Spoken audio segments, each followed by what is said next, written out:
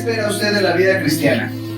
Pero cuando usted viene a Cristo y cuando usted se enteró que era pecador y todo eso, seguramente había expectativas en su vida. A veces es como un marketing, ¿no? De repente las religiones se presentan como algo que quieren vender, ¿no? Y entonces dicen, ofrecemos. Y de repente algunos creemos que la vida cristiana tiene tal o cual cosa, entonces dices, pues, yo me apunto, quien quita y pegue, ¿no? Entonces, y bueno, ahí la vida cristiana comienza con un milagro, el milagro de la salvación. Estábamos perdidos, sin Dios, sin esperanza en este mundo, y Dios tuvo a bien en buscarnos a través de Cristo, en que alguien nos predicara el Evangelio.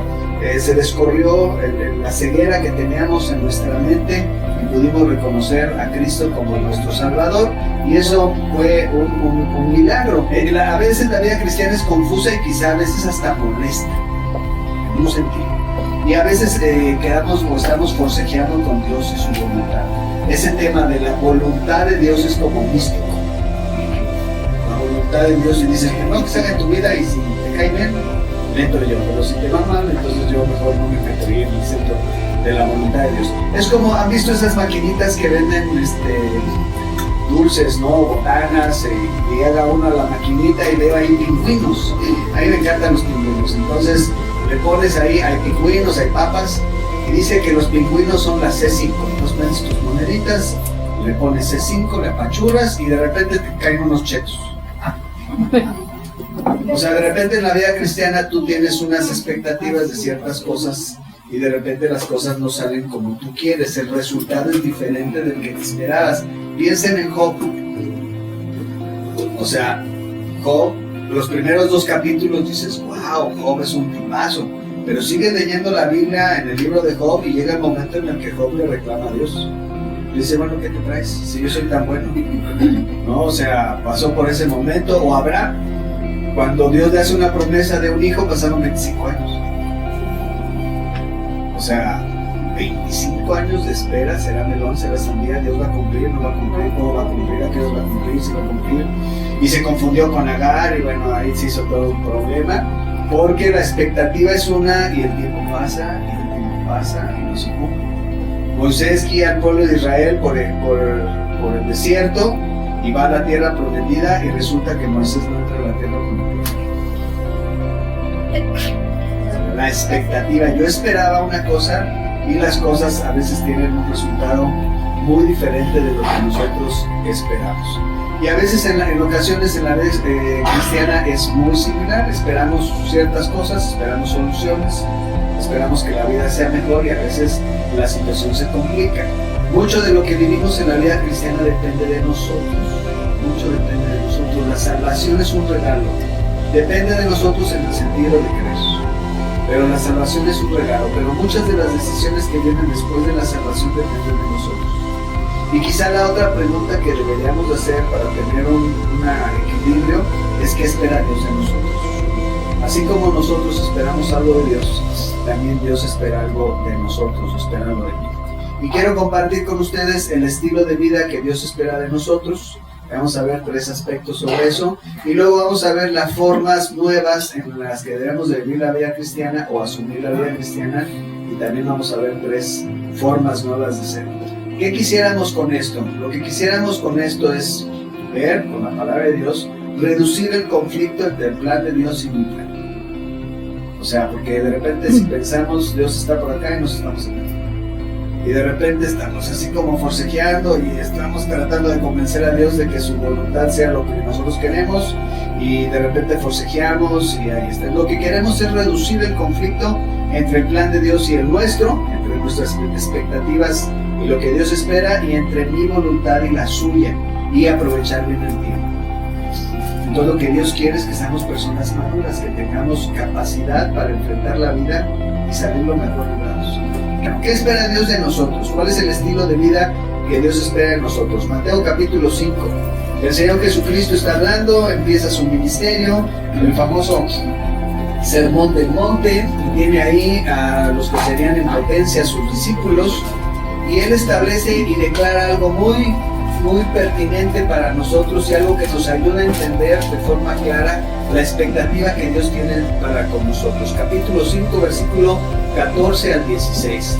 Vosotros sois la luz del mundo.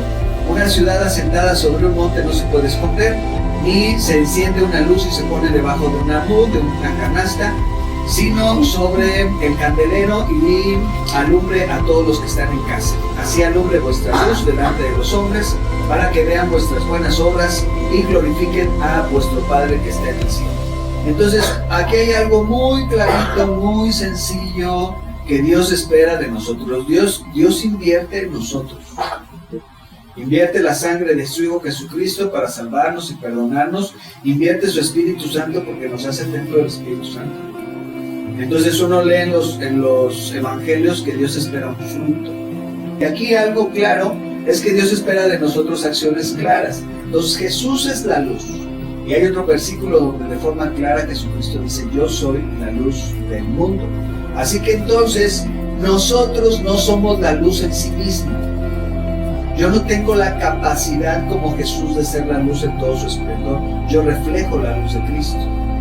Y entonces cuando yo confío en Jesucristo como mi Salvador, y en Efesios 3:17 dice que Cristo habita por la fe en mi corazón, entonces yo tengo la capacidad de imitar algunas cosas que Jesucristo hace, y tengo la capacidad de hacer algunas cosas que Cristo hace. No podemos caminar sobre el agua, no podemos cambiar el agua al vino, convertir el agua, no podemos hacer eso, pero sí podemos amar, podemos perdonar. Y entonces es una forma de ser luz. En el versículo 8 el mismo de Juan dice que Juan el Bautista dice: no era él la luz, sino para que diese testimonio de la luz. Entonces nosotros no somos la luz. Nos toca hablar de Jesucristo, quien es la luz.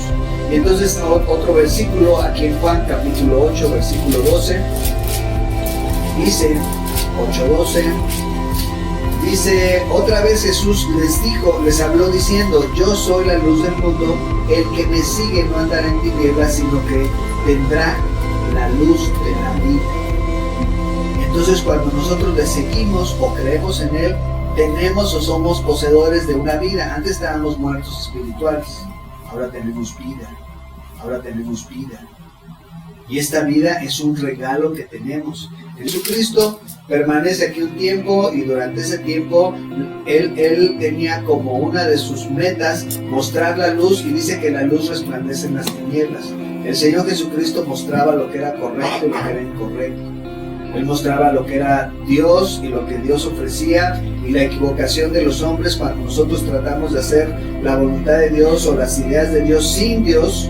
Y dice que vivimos en tinieblas, que yo, la luz, he venido al mundo para que todo aquel que cree en mí no permanezca en tinieblas. Entonces, una vez que hemos creído en Jesucristo, tenemos la luz, que es la vida, y esta vida, que es la luz, se debe de distinguir de las tinieblas. Aquí las tinieblas es lo malo. Entonces nuestra vida no debe de estar emparentada como antes, cuando hacíamos cosas malas. El tener la luz que es Jesús, y el vivir bajo esta luz nos obliga a una vida diferente. La gente tiene que ver. No es un discurso la vida cristiana, no es un rollo. Ay, Dios te ama, Dios mira. O sea, sí pues, pero aquí dice, así alumbre vuestra luz delante de los hombres, para que vean vuestras buenas obras. La gente tiene que ver algo en el cristiano, no es un discurso. La gente tiene que ver que el cristiano es atento, es servicial, es acomedido, cede a sus derechos. La gente tiene que ver eso, porque si nada más dejamos la vida cristiana en un discurso, la gente ahorita estamos plagados de discursos. Les prometemos que nosotros vamos a hacer. Entonces, decir cosas y prometer cosas no tiene ningún costo. Pero cuando en la vida te enfrentas con una situación complicada en donde tienes que amar o perdonar o servir, ahí está la vida cristiana. Oye, ¿por qué tú esto? Porque Dios. Oye, ¿por qué tú así? Es que Dios. Oye, ¿por qué tú así? Es que Dios. Es que mira, la palabra de Dios enseña, es que... Y debe de ser un resultado de la vida en Cristo, no debe ser una pose o una una falsificación. O sea, no podemos fingir un fruto, no podemos, la vida cristiana si algo tiene es que debe de ser congruente. Entonces nuestra vida tiene que ser algo que refleje los atributos de Dios, su carácter, su amor, su santidad, su justicia. ¡Wow! Es una tarea bastante complicada. Segundo, 2 Corintios capítulo 5, versículo 14, 15 dice esto. Dice, porque el amor de Cristo nos constriñe, nos impulsa, nos empuja, nos urge. Pensando esto, que si uno murió por todos, Cristo, luego todos murieron cuando te identificas con Cristo, y por todos murió, ¿para qué propósito? Para que los que viven, ¿qué? Ya no vivan para sí, sino para aquel que murió y resucitó por ellos. Sopas. Nosotros perseguimos y vivimos nuestra vida para nosotros mismos. O sea, tú buscas un montón de cosas para ti mismo y la vida en la que vivimos y la sociedad en la que vivimos empuja para que seamos personas autosuficientes, autónomas, responsables. Si tú no lo logras por ti, nadie lo va a hacer por ti, entonces tú tienes que hacerlo, te tienes que esforzar. Y sí, está bien, claro que está bien. Y llegas aquí con Cristo y dices, ¿sabes qué? Ahora tu vida no la puedes vivir para ti mismo, sino para mí. Y entonces dice que el amor de Cristo debiera de ser algo que nos apremia o que nos impulsa a una cuestión urgente de vivir para Él. Entonces ahí cuando tienes que procesar tus decisiones, trabajo, familia, futuro, cómo involucras a Dios en todo esto en tu vida cotidiana. Queremos que los hijos sean felices, queremos que los hijos sean educados, queremos que un buen futuro para los hijos. Bueno, ¿dónde entra Cristo ahí? Porque nosotros tenemos muchos planes, pero hay un montón de cosas que no van a salir como nosotros quisiéramos. Y el Señor dice aquí es compromiso. Ya no vivas para ti, vive para mí. Dice en otro pasaje, el que quiera ganar su vida la va a perder. La lógica de Dios es absurda para nosotros. El que quiera ganar tiene que perder. Y tú dices, a ver, a mí me enseñaron que para ganar hay que ganar. Y dice, el que quiera ganar su vida la perderá, pero el que pierda su vida por mi causa la ganará. Entonces es cuando el Señor Jesucristo dice que dejó su trono y su lugar donde estaba, envolvió sus atributos en un cuerpo humano, se despojó de donde estaba y vino a nacer en un pesebre. Y entonces dice, despójate. ¿De qué? Pues mira, de tu orgullo, de tu soberbia, de tu mentira, de tu. Tenemos una cola y un historial increíble. Y entre más viejos somos más buenos pecadores. Somos pecadores profesionales. Dice, mírame a los ojos. Y dice, pues le vio a los ojos. Le vio a los ojos, yo creo que no me mintió. Pues ya somos profesionales. No estás solo, no estás acompañado. Antes vivías solo y pues ay, que Dios te bendiga y a ver cómo te las ingenias. Ahora Jesucristo promete estar contigo todos los días hasta el fin del mundo. Consúltalo, pide la ayuda, que te ayude a entender, que te ayude a comprender. La vida a veces no la comprendemos, es un misterio a veces la vida. Luego Pedro dice, ay, Pedro, qué barbaridad. 1 Pedro 1:16. No la pone bien fácil. Dice Pedro, desde el 15, sino que el que os llamó es santos, sed también vosotros santos en toda vuestra manera de vivir. No, pues ya, a mí me dieron la cosa difícil. Si hubiera puesto Pedro, sed santos en su manera de vivir, lo hubiéramos hecho. Pero luego dice que en toda. 1 Pedro 1:15, sino como aquel que nos llamó es santo, sean también ustedes santos en toda vuestra manera de vivir. Porque escrito está, sed santos porque yo soy santo. Y entonces resulta que ahora es la santidad. Y mire, prácticamente todo eso es el mismo paquete. Porque para hacer buenas obras tiene que estar considerada la santidad. Para poder vivir, no para mí, sino para Cristo, está contemplada la santidad. Y aquí es el tema de la santidad. Acuérdense que la santidad no es solamente una lista de nos. Porque el cristiano es bueno para mí. Somos noístas. No bailan, no fuman, no toman, no. ¿Y tú qué? No. Y toda la gente cuando se acerca dice, ay, mucho gusto, gracias a Dios, que te vaya bien, porque somos noístas, ¿no? Y entonces el tema de la Biblia, la santidad es, no hago esto, pero hago esto. Y tiene que distinguirnos lo que hacemos, no lo que no hacemos. Ahora, a lo que voy con esto es que la relación entre Dios y las personas es más natural. Dios espera a las personas y Dios ama a las personas, y Dios estuvo dispuesto a dejar su trono y a envolver sus atributos en un cuerpo humano con tal de acercarse a las personas. Habló el idioma que hablaban, vivió en donde vivían, comía lo que comían, porque le interesaba a Jesucristo hacer una conexión con las personas. Se llama encarnación. Jesucristo se encarnó. Entonces la gente, si nosotros nos hemos identificado con Dios a través de Jesucristo, tenemos que ser personas diferentes, que sea atractiva nuestra vida. Y que la gente diga, oye, qué bonito, que podemos tener diversión, pero no tenemos excesos, podemos divertirnos, podemos hablar sanamente, y no necesariamente tenemos que confundirnos con todo, porque de repente el tema de la santidad, tenemos que poner líneas claras en algunas cosas. No podemos seguir siendo mal hablados. Parece un clave Morse, ¿no? En vez de decir hola, buenos días, te salen como 50 buenos días, ¿no? Entonces, es cultural. ¿Cuál es la idea? La idea es que este mensaje precioso de salvación pueda llegar a las personas sin estorbos. Y si yo soy un estorbo, y si mi idea o si mis palabras son un estorbo, tengo que hacer cambios para que llegue a las personas de forma correcta. El tema de la restitución, la santidad tiene restitución. Si tú le debes a alguien y le pides perdón, no significa que no pagues la deuda. La gente te puede decir, ¿sabes qué? Te perdono, pero paga. Oye, pero es que yo te estaba pidiendo perdón. Así somos, ¿no? Bien acomodados. No es que yo te estaba pidiendo perdón. No, te perdono el daño porque no me contestas, no me dejaste la cara, te escondiste. O sea, te perdono eso, pero... Y el cristiano tendría que decir, ¿sabes qué? Discúlpame, y no solamente te pago lo que me prestaste, sino te doy más. Eso dice la Biblia. La perdón. No lo perdono, pero si me... ¡Ay de él! Sí. Ahora, si me da chance, me voy a desquitar. Entonces el perdón es así como Cristo nos perdona. Ahora, si no estás preparado para perdonar, ora, espérate. Pero si otorgas perdón, es perdón al estilo de Dios. No perdona al estilo tuyo. Ahora, ¿cómo lo hacemos nosotros? ¿Cuál es la forma de asumir nuestra vida cristiana? En Efesios capítulo 4, versículo 22, dice, clarito nos lo pone para que no haya problema. En el 4:22, dice, en cuanto a la pasada, ¿a la qué?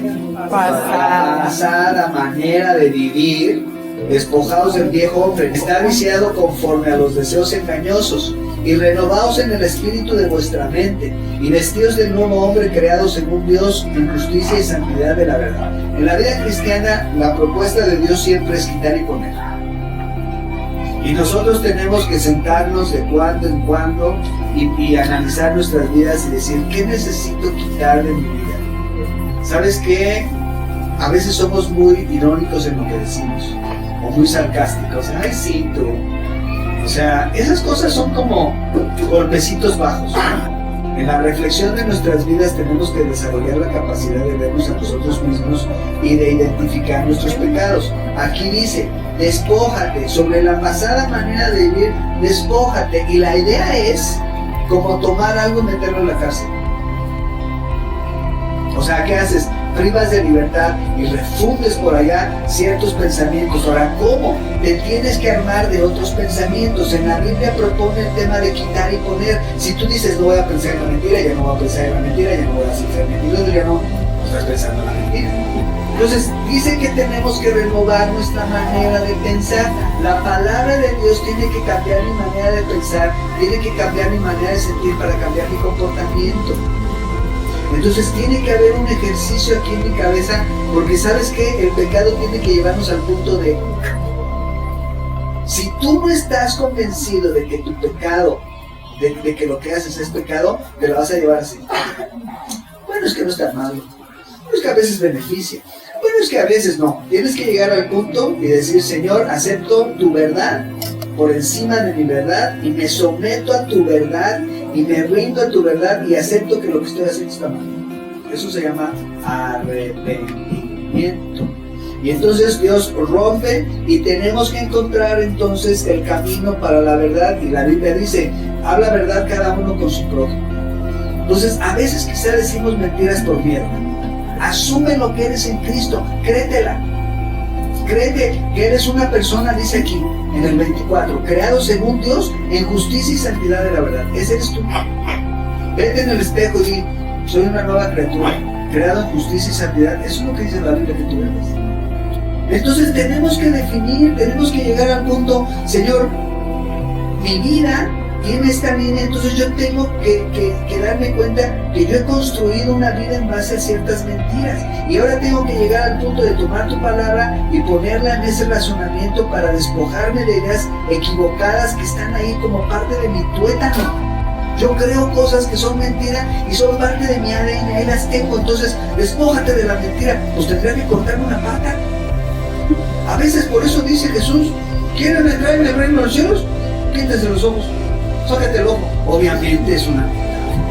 Tú has crecido y te has convencido y estás viciado. Se da cuenta que dice en el 22: despojados del viejo hombre que está viciado conforme a los deseos engañosos. Te engañaste, te autoengañaste. Es feo que te engañen. Dice: estás viciado, estás engañado, renuévate. ¿Y cómo? El único medio capaz de renovar mi manera de pensar es la palabra de Dios.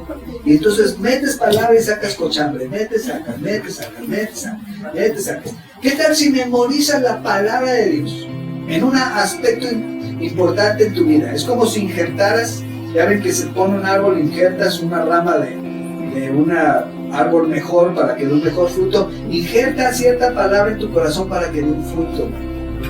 Y repítelo, y vas en la calle y de repente viene la tentación y respondes con un versículo. Y lo que menos quiere la tentación es que tú te acuerdes de Dios. Entonces tú respondes con un versículo. Dice Santiago: someteos pues a Dios, resistir al diablo y huirá. Y no es de que lo haces esas cosas, no. Resiste. ¿Cómo resistes? Aquí, porque aquí viene la tentación. Otra más, Romanos 12, otra expectativa, otra forma, es la misma cosa, nada más de una manera presentada diferente. Romanos 12, capítulo 1 y 2, versículo 1 y 2, perdón. Así que, hermanos, os ruego por las misericordias de Dios que presenten sus cuerpos en sacrificio vivo, santo, agradable a Dios, que es vuestro culto racional. ¿Saben qué es esto de preséntate? A ustedes saben que la figura en el Antiguo Testamento es que se presentaban animalitos para ser sacrificados, y los animalitos sacrificados, su sangre reconciliaba al pueblo con Dios. Y aquí está diciendo en este pasaje que te presentes tú como un sacrificio vivo, constante y permanente ahí.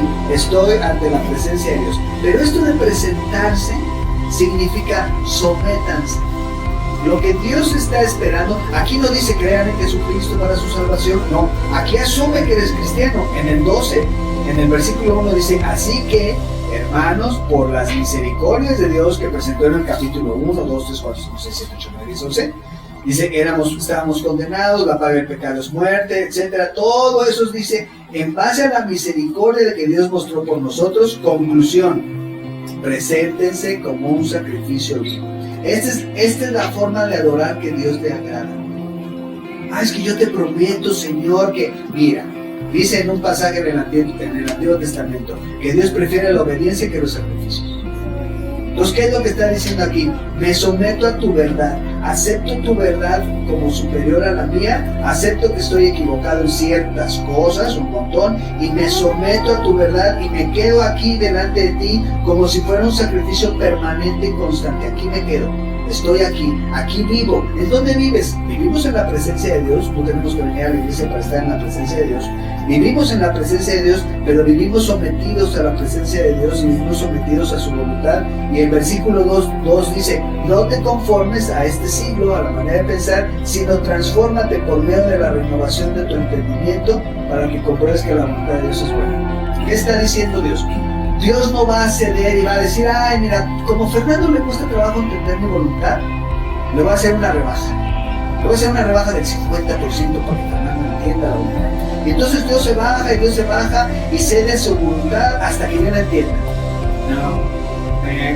Lo que dice aquí en la Biblia es que yo tengo que cambiar mi manera de pensar, que tengo que someterme a la palabra de Dios, tengo que darme como un sacrificio vivo, constante y permanente, tengo que decidir no someterme a ciertas ideas que hay aquí y las propias, dejar que mi entendimiento se renueve para que compruebe que la voluntad de Dios es buena.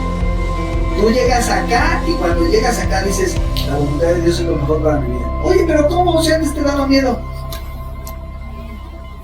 El cambio tiene que operar en nosotros. La manera de de transformar nuestra manera de pensar debe ser en nosotros a partir de la palabra de Dios. Y les doy una buena noticia. Busquen lo que dice Tito 1:5.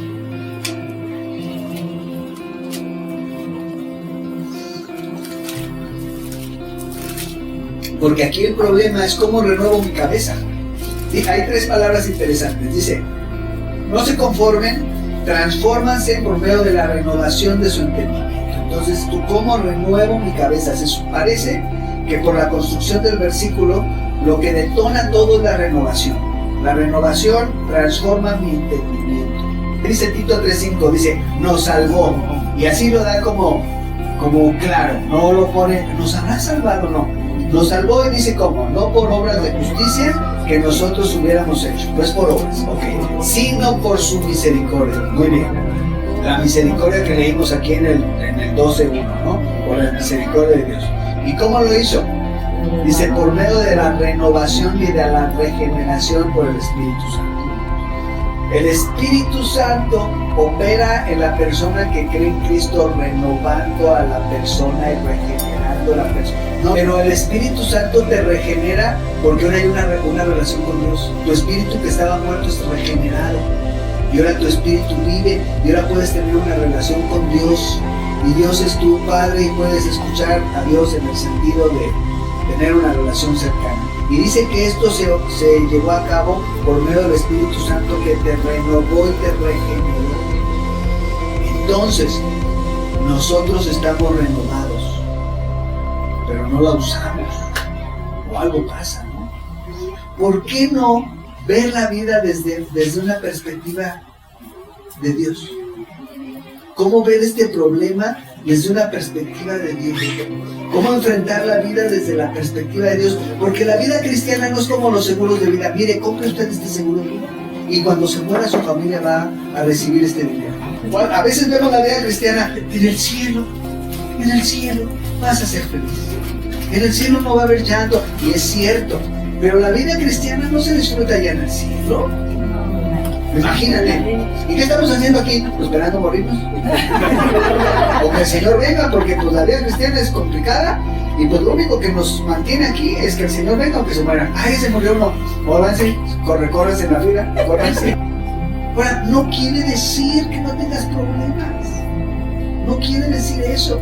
Pero el 29 dice, porque a los que antes conoció también los predestinó para que fuesen hechos conforme a la imagen de su Hijo. Oye, se la meta en la vida, ser como Cristo. A Cristo lo crucificaron, Ups. Como los primeros discípulos, a Esteban lo mataron. Ups. O sea, a lo que voy es que la vida cristiana nos equipa para disfrutar la vida aunque no sea como queremos. No siempre vamos a estar sanos, no siempre vamos a tener todo lo que queremos, pero podemos ser felices a pesar de que la vida no sea como queremos. Y ¿sabes qué? Lo principal es que sigas amando. Algo que debe ser aquí parte del centro de la expectativa de Dios. Jesucristo dijo, yo no vine para ser servido, sino para servir y dar mi vida. ¿Qué debemos hacer nosotros? El papá, servir a los hijos. Y servir a la esposa servir al esposo y a los hijos servir a los padres y entre los hermanos. Si el servicio fuera la dinámica de nuestras familias, sería otra historia, ¿no?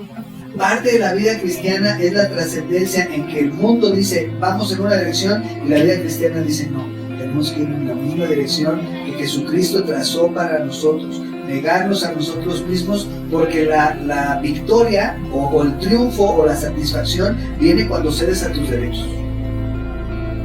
Y nosotros somos peleoneros por nuestros derechos. Es que no es justo, exige tu derecho. Y sí, si vemos en el tema a lo mejor de tu trabajo, que te hicieron alguna injusticia, pues sí hay canales para que lo hagan. No digo que cedamos en todo sentido, pero en la vida cristiana, en aspectos importantes, Dios dice, cede, yo me encargo de ti. Yo te ayudo, pero sí. La conclusión para lo que debiera ser parte de nuestra vida y algo que debiera distinguirnos, dice en el 12, dice, porque tenemos en derredor nuestro, 12:1, tan grande nube de testigos, todos los héroes y heroínas de la fe que ya pasaron y que ya vivieron y que ahora están diciendo es su turno. A ver, ahora les toca a ustedes, iglesia. Estos antiguos, en el Antiguo Testamento murieron, muchos de ellos ni siquiera alcanzaron la promesa y se mantuvieron fieles. ¿Y cuál fue el resultado? Que su fe se concretó en obras, que su fe se concretó en un testimonio. Hubo un efecto de su vida en las personas que estaban alrededor. Dice, teniendo tan grande nube de testigos, despojémonos. Otra vez, por si no nos quedó claro la primera, la segunda, despójate de todo peso. A veces no es pecado, a veces es situaciones que estorban, a veces es una mala administración del tiempo, a veces puede ser una mala administración del dinero que te tiene de una ala y toda tu vida está en relación al dinero porque tienes que pagar. Entonces dice, sé sabio, no puedes vivir tu vida para pagar deudas, o sea, hay que ser cuidadosos. A veces el peso no es un pecado, por eso distingue peso y pecado, y corramos, aquí la palabra no sería paciencia, porque es difícil correr con paciencia. ¿Quién corre con paciencia? Corre, no corro con paciencia, ¿cómo corre uno con paciencia? Es con perseverancia, con constancia, sigue, no te detengas, sigue, camina. A veces los maratonistas pues van un paso leve, no salen corriendo como van un pasito. ¿Por qué? Dice, ¿cómo? Puesto los ojos en Jesús. Cuando Pedro estaba en la barca y apareció Jesús, le dijo, Señor, si tú eres Jesús, manda que yo vaya a ti sobre las aguas. ¿Y qué dijo Jesús? Y entonces se puso en la orilla, bajó los pies sobre el agua y en un momento se paró sobre el agua y caminó 1 o 2 pasos, viendo, pero dice que de repente puso la mirada en las circunstancias, en la tempestad y entonces aparece Jesús, hombre de poca fe, dudaste. Y yo digo, hombre de poca fe, ¿cómo catalogaríamos a los 11 que se quedaron en la barca? Si este fue de poca fe, ¿cómo ustedes ni a fe llegaron? O sea, qué aventurero Pedro. Manda que yo vaya aquí sobre esa. Escribe en la segunda carta que somos participantes de la naturaleza divina. Él participó de la naturaleza, pero se paró y caminó y estaba con los ojos puestos, pero cuando volvió y dijo, ¿qué hago yo parado sobre el agua? Y a veces en nuestra vida es así. Es que es antinatural que tú estés dispuesto a perdonar cuando yo lo hubiera agarrado de las mechas y lo hubiera... Y tú dices, pues no, vivimos y podemos vivir de una manera antinatural si tan solo mantenemos los ojos puestos en Jesús. Ahora, obviamente no tenemos a Jesús, pero aquí está escrito qué es lo que Jesús hace, cómo es, qué dijo, qué no dijo, porque sí, cuando Pedro siguió a Jesús de lejos, ¿cómo terminó? Negándolo. Y si somos discípulos inalámbricos, vamos a terminar negando. Tenemos que estar cerca y tenemos que mantener cerca. La manera de mantenernos cerca es leyendo, memorizando, profundizando. La fe es razonable. La fe no es un dogma que se tiene que entender, solo que se tiene que creer sin entender. La palabra de Dios está diseñada para que la razonemos, para que un niño la entienda. Y entonces tú lees estas páginas, te identificas con personajes, dices, así me pasó, y entonces sigues dejando que estas letritas que están aquí, que no tienen ni muñequitos ni monitos, estas letritas empiecen a cobrar vida en tu manera de pensar y de tu manera de servir. Y entonces sigues. ¿Cómo puedes correr con paciencia? ¿Cómo puedes correr con perseverancia? Puestos los ojos en Jesús. La vida cristiana está diseñada para que la podamos disfrutar y para que podamos sobreponernos, para que podamos desarrollar carácter como el carácter de Cristo, y que podamos ser bendición a nuestros hijos, a nuestra esposa, a nuestro esposo y a las personas que estamos alrededor, que nuestra vida trascienda y que la gente diga gracias a Dios por ti, porque eso es para que vean nuestras buenas obras y glorifiquen, y que evitemos el conflicto entre la voluntad de Dios y mi voluntad, pero ¿por qué me pasa esto? Es que antes nunca me pasaba él. Y el Señor dice, ¿qué? ¿Te estás tirando a la tragedia? Por eso, cuando se resolvió el perdón de tus pecados, cuando eres una nueva criatura, cuando estás diseñado para hacer bendición a las personas y estás atorado y te detuviste de tu carrera para abrocharte las agujetas, mira, corre descalzo. La idea es, no te detengas, sigue. Por eso, despójate de todo peso. De todo peso. ¿Quién corre con abrigo y botas?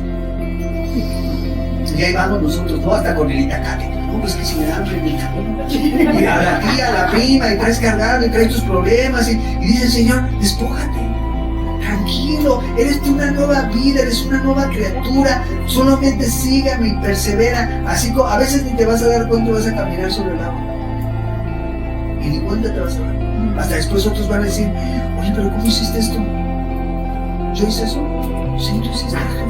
Amaste, perdonaste, serviste, cosas antinaturales podemos hacer. La vida cristiana es un milagro desde nuestra salvación. Y cuando lleguemos con Él es la culminación, pero mientras es una aventura. Levantémonos cada día en nuestra vida cristiana como pensando, ¿cuál es la aventura de Él? ¿Cómo voy a poder servir? ¿Cómo voy a poder crecer? ¿Cómo voy a poder madurar? ¿Cómo voy a aprovechar mejor el tiempo? Si nos paramos así, nos despertamos, vamos a poder sustituir y cambiar nuestra manera de pensar. ¿Vamos? Padre, Señor, estamos agradecidos contigo por la vida. Es un milagro la vida cristiana. Es un milagro que se operó a partir de la muerte y resurrección de Jesucristo. Y nosotros somos beneficiarios de esa muerte y resurrección al creer en Cristo. Pero también entendemos, Señor, que la vida cristiana es la vida de Cristo en nosotros. Somos nueva criatura. Tenemos la capacidad de ver la vida de una manera diferente. Ayúdanos, Señor, a entender que no hay un conflicto con tu voluntad, no hay un conflicto con tus planes, que podemos nosotros ser una extensión de tus planes, que podemos ser instrumentos tuyos en nuestra familia y en la sociedad en la que nos vivimos. Esta sociedad necesita esperanza. Esta sociedad necesita la alegría de vivir. Y nosotros, Señor, podemos impartirla a través de la fe en Cristo y a través de la capacidad que tú nos das para enfrentar y resolver problemas. Danos sabiduría, Señor, para hacer tu voluntad, y danos sabiduría también, Señor, para despojarnos de aquello que nos estorba, poder rendirnos a ti, someternos a ti y ver la vida como tú la ves. Te lo agradecemos, pedimos tu ayuda en el nombre de Jesús.